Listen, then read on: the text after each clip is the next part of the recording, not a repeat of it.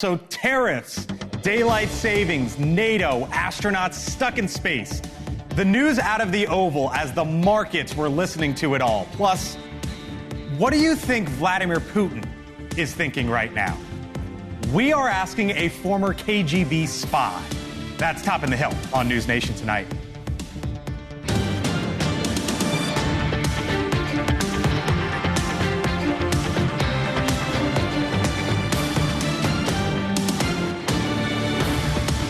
We love you, and we're coming up to get you, and you shouldn't have been up there so long. I hope they like each other.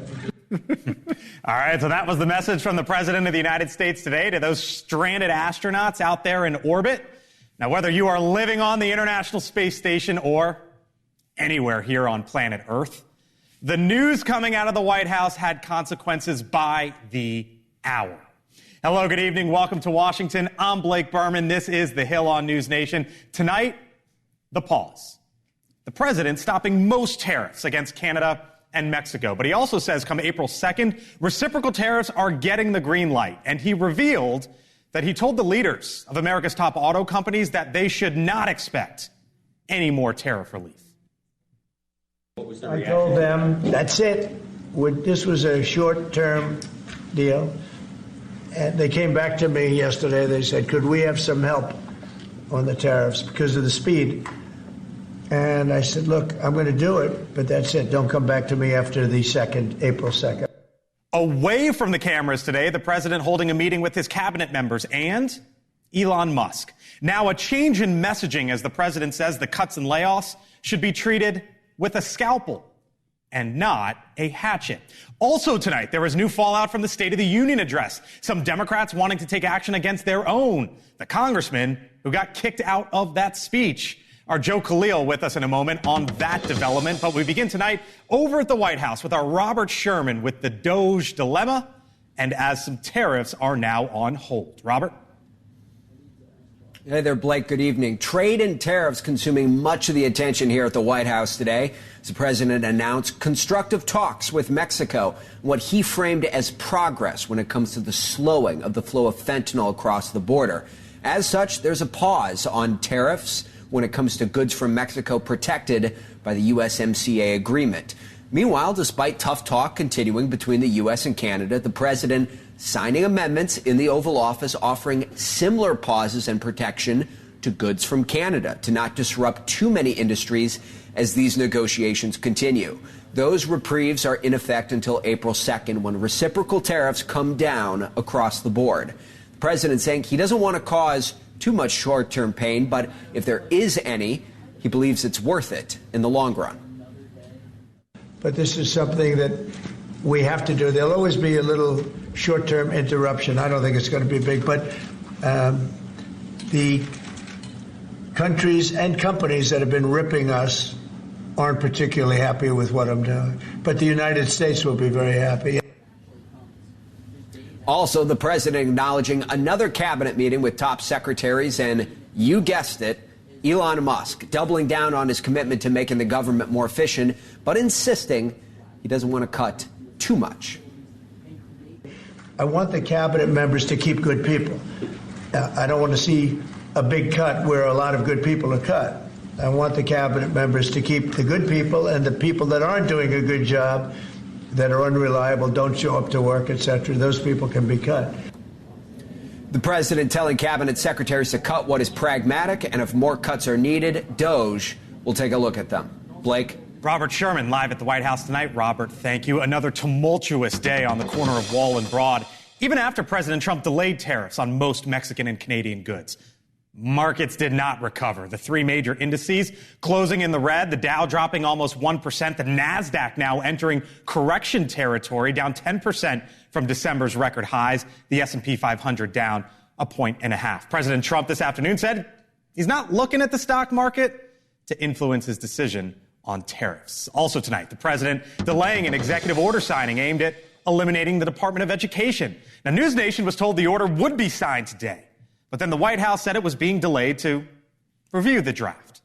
The order would have directed the Education Secretary, Linda McMahon, to begin dismantling the department as allowed by law. Full elimination requires congressional approval. President Trump asked in the Oval today if he's having second thoughts. No. I want to bring the schools. I want to bring the schools back to the states. You can hear from the Education Secretary herself, Linda McMahon, here on NewsNation, joining NewsNation Live tomorrow morning with Marnie Hughes. That's 9 Eastern, 8 a.m. Central. Want to watch that interview. All right, live look tonight, Capitol Hill tonight. Punishment for the Democratic Congressman of Texas, Al Green. The House voting to censure the congressman for disrupting President Trump's joint address to Congress earlier this week.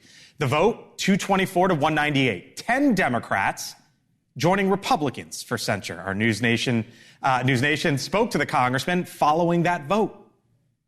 I have said that I would not, that I would accept the punishment. With peaceful protest, you have to get in the way. You've got to be disruptive.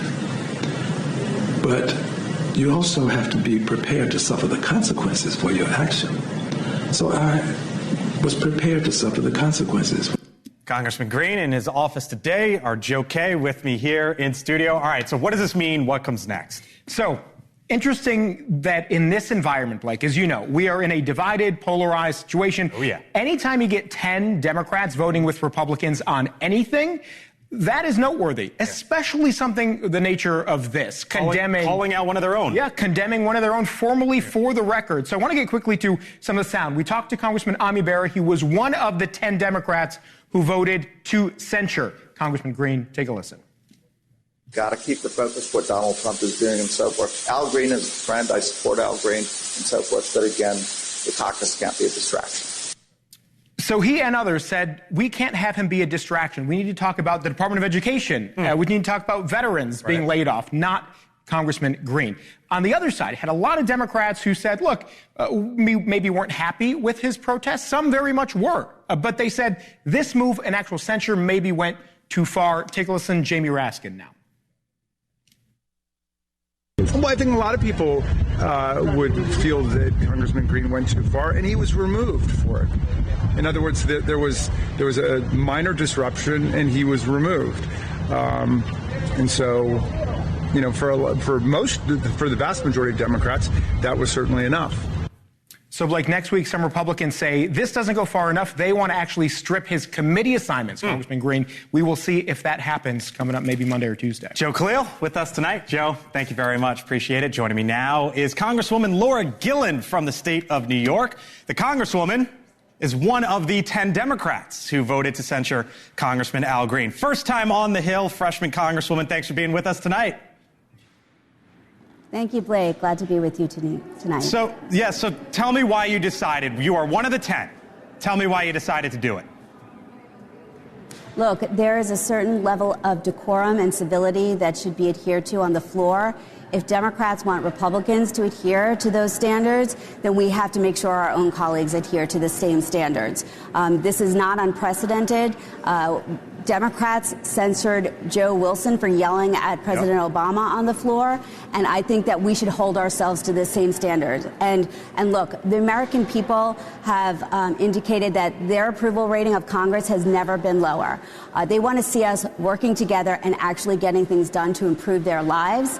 That's what I'm trying to do every day on the Hill. And when we have stunts like this, it doesn't instill any faith that Congress is actually doing that. What we should be talking about is why the stock market is plunging, why this tariff plan is going forward. That's what I wanted to hear in the State of the Union. I didn't want these performative stunts. Here's what I'm asking Democrats, and maybe you can help me here, Congresswoman, because we saw leading into it all the videos from the senators that had the exact same message. Then in the House, the Democratic members, some of them were holding up the placards with basically the exact same message. I'm trying to figure out who's leading your party right now. Do you have a sense of who's leading the Democratic Party, that a lot of this stuff, and clearly with the congressman doing what he did, seemed to be orchestrated? In the House caucus, Hakeem Jeffries is our leader. No, I know he's the leader, but is he running the party? Yes. Who's making the decisions? we're going to put out all these videos. We're going to do this. We're going to do that. Who's making those decisions? We are unified in a strategy, a litigation strategy, a messaging strategy, a mobilization strategy. If some members choose to do things, leadership did not encourage rowdy behavior. They want us to be the grown-ups in the room, and that's what I tried to do. And we're trying, I believe that we need to move away from this hyper-partisanship. It's really hurting our nation. It was sad to see that on display in the president's address. I was disappointed that in some of my colleagues who didn't stand for the widow of Officer Jonathan Diller and the little DJ boy who just survived cancer, DJ Daniel. Yeah, here's what you posted. You said you had a post in which you called out your own colleagues for not standing up for that 13-year-old child. Did you, and what did you make of them not? I think that anger at the president is guiding decisions, but you would have to ask to my colleagues. But for me, that was an easy decision that I should support that young man. President Trump put out this post, Congresswoman, of the evening. He said this could be on analyzing the full tape of this historic event, speaking to Republicans, your full campaign to victory. In other words, Republicans can take what happened and win any race in the country. Good luck. For those watching here on NewsNation or listening to us on Sirius XM, I know this, you know this, but you're in one of the most competitive districts in this country. You beat Congressman Anthony D'Esposito, who was on this show quite often, in a very competitive race. You won by 2 points. Mm-hmm. Do you think President Trump is right there? Did Democrats make your job harder come November of next year? I think that President Trump spent a lot of time doing shout-outs during his address because he didn't want to talk about the economy. He didn't want to talk about how he's not delivering on bringing costs of goods down. The people in my district want to see their prices go down. It's one of the most expensive places to live. Nothing is being done that's solving that. He didn't want to talk about abolishing the Department of Education and the impact that that will have on people. He didn't want to talk about the mass firings and the people whose lives are being upended and destroyed callously by these mass firings. He didn't want to talk about the lack of transparency in DOJ. I'm all for government efficiency and tightening government's belt, but you have to do it in a deliberative fashion, and you have to do it in a transparent fashion, not with a wrecking ball. Congresswoman Laura Gillen, as I mentioned, in one of the most competitive districts in this country. I suspect we'll see you back here on the Hill over the upcoming years. Congresswoman, thanks so much for being with us tonight. All right, thank you. All right, still to come tonight. Yes, here on the Hill. They're bad actors. They know they are as soon as they cross illegally. So we're used to having to deal with that. A lot more news to get to, starting with the crisis at the border. NewsNation with an exclusive up-close look at the Rio Grande, what the Border Patrol is now using to stop illegal immigrants as the number of border crossings plunge. Plus, the Trump administration planning to cut tens of thousands of jobs at the VA. We will show you what's behind the numbers and speak to the former head of that agency. And is there news about daylight savings time? It starts this weekend, don't you know? Here's your reminder. Now, the president once pledged to end it. So what is he saying now? Welcome to Washington. This is the center of politics. I'm Blake Berman. You're watching The Hill. Joe Kay's on his phone. Joe Kay, say what's up and goodbye. The Hill back and forth. For the acute treatment of migraine with or without aura in adults, Nurtec ODT can provide relief in 2 hours, which can last up to 2 days. Don't take if allergic to Nurtec ODT. Allergic reactions can occur even days after use, like trouble breathing and rash. Get help if you have trouble breathing, swelling of the face, mouth, tongue, or throat. Common side effect is nausea. When migraine takes your time, take Nurtec. Ask your doctor about Nurtec ODT. Last year, millions watched. We are not supposed to be doing this. Monday, two of the most prolific voices in media meet again. Chris Cuomo, Tucker Carlson. The conversation continues on NewsNation Monday. Welcome back. A second wave of layoffs possibly coming at the Department of Veterans Affairs. Reports saying about 80,000 workers could be laid off. And the VA secretary saying he wants to drop hiring to 2019 levels. I spoke with the secretary, Doug Collins, last month when there was the first round of cuts, which he defended then. The other side is trying to scare people. They're trying to tell us that we're cutting veterans' benefits. That's just wrong. In fact, like I just said, so no benefits cut, no benefits, no critical services cut. No medical and no critical services cut. Joining me now is Dr. David Shulkin, President Trump's VA secretary during his first administration. Nice to have you in, sir. I covered you when I was over at the White House. Nice to speak with you. Nice to see you as well. So, look, there are families all over this country, right, who just flat out care about, am I going to be helped or is my family member going to be helped? From your vantage point, having run the VA, knowing what you know, with these layoffs likely coming, what's the answer? Well, it's not just those families and the veterans. I think most Americans care deeply about how we fulfill our responsibility to our veterans. And there's reason to be concerned. It's not that we shouldn't do anything. I think the secretary cares deeply about veterans and wants to see this department run better. But you don't cut your way to excellence. We had 400,000 new veterans join the VA system last year. That's the largest expansion of benefits since World War II.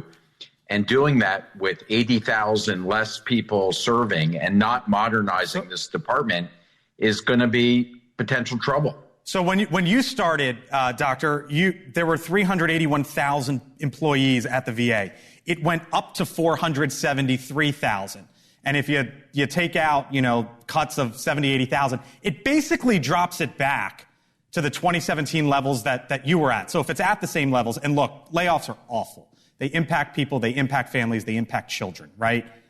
But if you're bringing it back to the levels at which you ran it at 2017, I would guess you say you probably ran the department effectively back then. Yeah, I think the big difference is since then, the Congress and the president signed the PACT Act, the Toxic Exposure Act, or burn pits. And that's where we now have 400,000 new veterans getting health care in the system. And so you need more people unless you begin to start investing in technology that helps the current employees do their job better and faster. But unfortunately, we're asking these employees who are very dedicated and committed to the mission to do their jobs with old facilities, old technology. And so this system just doesn't work by slashing jobs and saying everybody should work harder. We have to work smarter. We have to change the system, but you can't do it through cuts alone.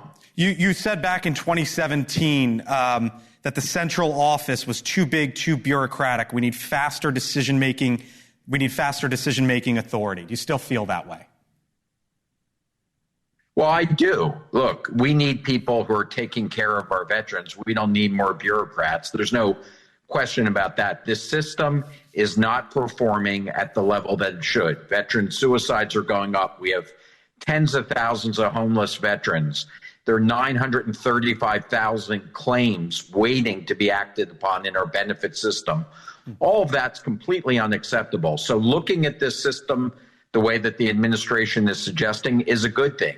But it has to be looked at thoughtfully. Canceling $2 billion of contracts, firing tens of thousands of workers without understanding the consequences, without putting in new systems to make this system work better is not going to be the answer. And I don't think people are going to be happy with the results. All right. We got to leave it there. Dr. Shulkin, nice to see you. Ran the VA in the first Trump administration with us tonight here on the Hill. Thank you, sir. Still much more ahead tonight here on the Hill. We speak to a former undercover Russian agent with all the news about Ukraine and Russia.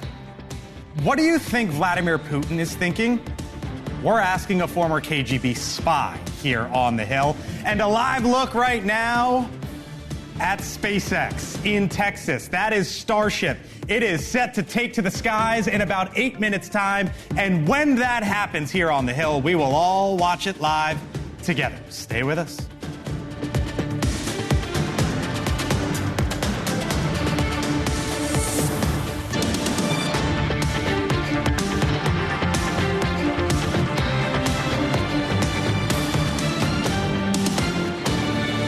Welcome back here to the Hill on NewsNation. Protests going south on one campus, drama in the theater, and quite literally here in a couple minutes, prepare for liftoff. Our Hannah Brandt here with what's happening on the Hill and more. Hello, Hannah. Hi, Blake. New protests are taking over at one college campus. Those anti-Israel protests happening today at Barnard College. And the school announced it'll restrict campus to student ID holders and require students to remove masks upon entering the library. This comes after police responded to a fake bomb threat during a sit-in yesterday. 9 of the students involved in that protest were arrested. And just earlier this week, President Trump promised to crack down on what he calls illegal protests on college campuses. Back here in D.C., the Broadway musical Hamilton canceling plans to perform at the Kennedy Center following Trump's decision to take over the arts venue. Producers blaming what they call partisan policies implemented at the theater for the decision. Trump's envoy for special missions, Rick Grenell, responded, writing on X, "This is a publicity stunt that will backfire." And any minute now, SpaceX will launch the world's largest and most powerful rocket, Starship. The rocket was originally scheduled to launch on Monday, but was stopped due to last-minute technical issues. This is the first launch since January's explosion. And it does come while 2 NASA astronauts are stuck in space. President Trump delivering a message to them today. So we love you, and we're coming up to get you, and you shouldn't have been up there so long. The most incompetent president in our history has allowed that to happen to you. We're coming up to get you. I've authorized Elon. I said, can you get them out? Because, you know, they've been left up there. I hope they like each other. And that's what's happening on the Hill, Blake. All right, we're about 29 seconds, I think, away to this launch. This is Starship. Let's take it full if we can, because they tried to do this thing. They're on hold, Mark, did you say? Oh, come on, you're kidding. Really? We're waiting on them. I was just told. So this was supposed to launch at 30:25, which is like 10 seconds from now. Hannah, they had the delay the other day, and they're supposed to send this thing, the biggest thing, rocket of all time. I mean, this is such a precise science. You can't blame them for getting it wrong, right? No. It's a go, we are told. Mark, how far out? 15 seconds. All right.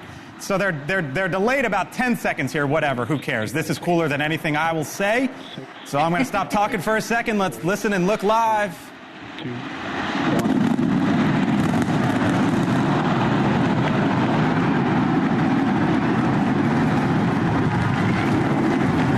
We got the phone. Vehicle pitching back range.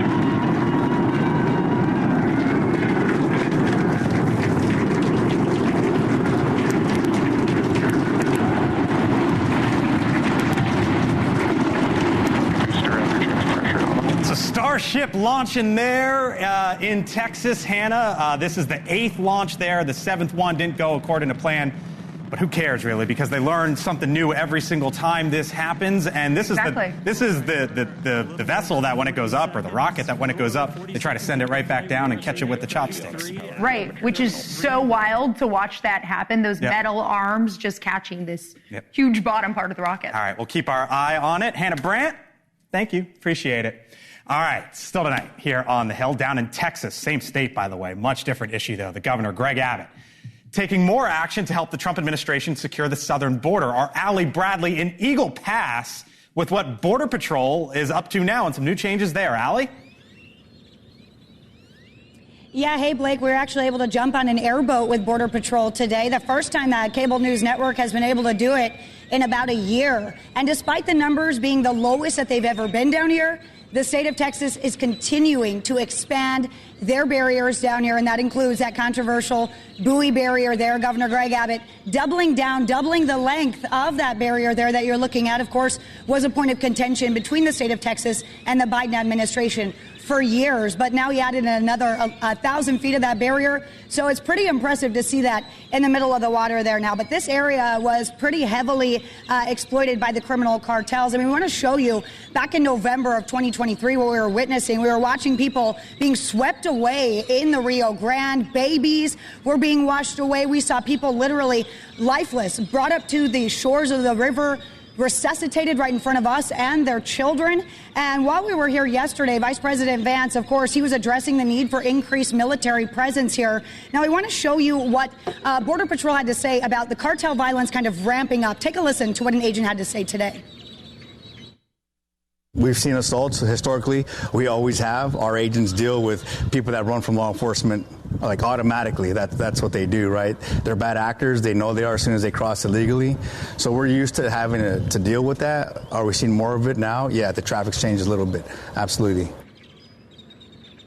Okay, so the other thing that we saw down here, Blake, is Mexican military, the National Guard, taking a very high visibility posture here too, very proactive versus reactive and about face from what we saw over the last 4 years down here, Blake. All right, our Allie Bradley live tonight once again on the southern border. Allie, thank you. I think what's going to happen is Ukraine wants to make a deal because I don't think they have a choice. I also think that Russia wants to make a deal because in a different way that only I know. Only I know. They have no choice either. That, President Trump a little while ago, talking about the possibility of a peace deal for Russia and Ukraine. It comes as European leaders held another emergency meeting today on how they will help defend Ukraine, including increasing military spending, calling Russia a growing threat. So what do you think right now with all of this, with all the backdrop, the back and forth? What do you think is going through the mind of Vladimir Putin? Joining me now is Jack Barsky. He was a former undercover agent for Russia's KGB spy agency. He is also the author of Deep Undercover, My Secret Life and Tangled Alliances as a KGB Spy in America. It is always an honor and a pleasure to speak with you, Jack. I wanted to talk to you because of all that's going on, no matter what you think with the many back and forths. I wonder what you think is going through Vladimir Putin's mind. Yeah, I can speak to that. I cannot speak to the dynamics of whatever is going on, the negotiations or whatever. But I have been a follower of Vladimir Putin ever since he became president of Russia, and I got to know him pretty well. This is an open-ended question. First of all, I think Vladimir Putin is a phenomenal narcissist. He has a huge ego. His goal in life is to exit the earth as Vladimir the Great, to have a monument built right next to Peter the Great. That is his primary goal, and in order to achieve that, he has to find a way to declare victory out of this mess that he is in, because it is a mess. You know, the war is not going well for him. It's not going well for Ukraine. It's a lose-lose for both of them now. And somehow I don't know what's in his head, but somehow he needs to get out of this because if it keeps on going, and the United States starts delivering weapons again, you know, he's going to lose even more people, and that's weakening him. On top of it, I think we're going to put pressure on the oil prices, and so his income is the income for Russia, the money he needs to spend on whatever is going to shrink. So he's not in a good position, but he's a clever guy. So don't ever underestimate this guy. Let me ask you, Jack, because President Trump obviously dealt with Vladimir Putin the first go around, right? The first time he was president. They had the meeting in Helsinki, many calls. President Trump is obviously the president now, and who knows how much they may or may not have been talking. But I wonder if you think that the president now, given the experience that he has, is better equipped to deal with Vladimir Putin, or does past experience not necessarily apply when it comes to Putin? Oh, God. Let me tell you, we have two big egos talking with each other. Neither one wants to lose. Both of them wants to come out as clear winners. And both of them need to learn that this is a either lose-lose or win-win situation, because if President Trump fails, he's failing very much in public, and that's not good for him, and it's not good for our country. And Putin doesn't want to fail either. So there is some chance that something will happen. But now you got the wild card of Zelensky, who has been changing his mind a lot. So I don't want to speculate any further. Okay. Fair enough. Jack Barsky, it is always incredibly interesting to talk to you. I hope you come on back here on the Hill again as all of this plays out in the upcoming days and months. Jack, be well. Thank you so much. Appreciate it. All right, still to come here on the Hill as Trump's tariffs take effect. What will happen to your drug prices? Why you might see some medical costs going up. Anna Koyman joins us here on the other side of the break. Plus, oh, Canada, the president takes action. And what he says we need from Canada, it's less than not much. We'll explain.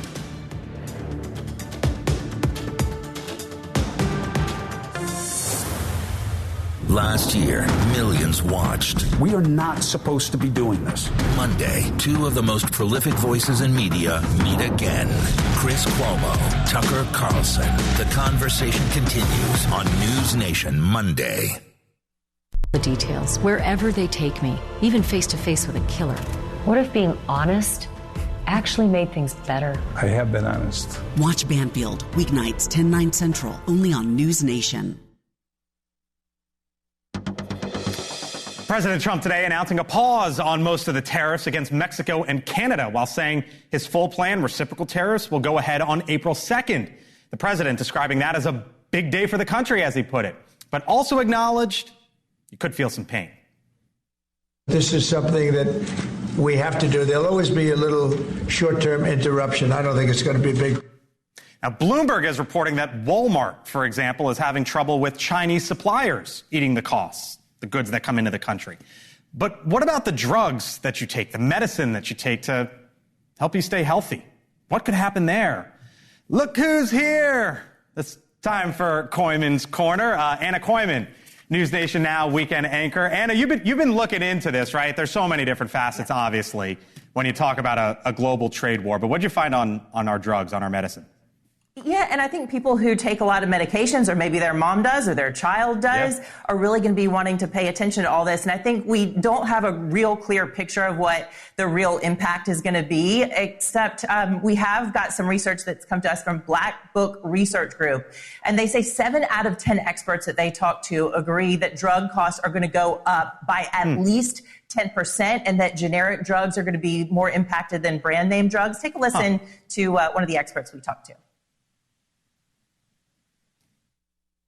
A lot of the common drugs that Americans take, your cholesterol lowering drugs, your blood thinners, your antibiotics, a lot of these drugs, a lot of their active pharmaceutical ingredients are made in China. They're made in Canada. You are going to see potentially price issues in terms of price increases and maybe potentially shortages of those generic drugs in the U.S. Yikes. So look, 90% of the drugs we're finding out, Blake, that Americans consume are generic, and 50% of those generic drugs are sourced at least outside by from other countries. Right. So you're dealing with these manufacturers who have got to figure out what to do to try to keep costs down. We did speak to another expert who also said, look, there's between 12 and 18 months likely of a lot of these drugs supplied here in the United States. So it's not like we're not going to be able to get our hands on it. So, but if there's 12 to 18 months supply, could that possibly lessen the quote-unquote pain on the front end? Yeah, well, look, I guess so. But then I think you've got that quote from the Pfizer CEO telling Business Insider that this may, kind of encourage his company to bring manufacturing to the United States, which is exactly what Donald Trump is trying to do. Same with the auto industry. Tonight's Koyman's Corner. We'll see you on Saturday, right? Saturday, 1 o'clock Eastern? Yeah. Sunday, 1 o'clock Eastern? 1 to 4. Yeah. All right. Yep, I'll tell you this much, Anna. This story is not changing between now and then. It'll only pick up. Right. Anna, thank you so much. Catch you this weekend. Appreciate it. All right. Still to come tonight here on The Hill. News about daylight savings. Where do you stand? Do you think we should move the clock forward? Do you think we should keep it as it is? This has actually been a political issue for quite some time, and the president was asked about it today in the Oval. So what did he say? Does he plan on doing anything? That's on the other side. Plus, the president says he's using a scalpel, not a hatchet, when it comes to government spending. He said that, and we thought, you know what? We've kind of heard that before. Wait until you hear who we've heard it from when we return.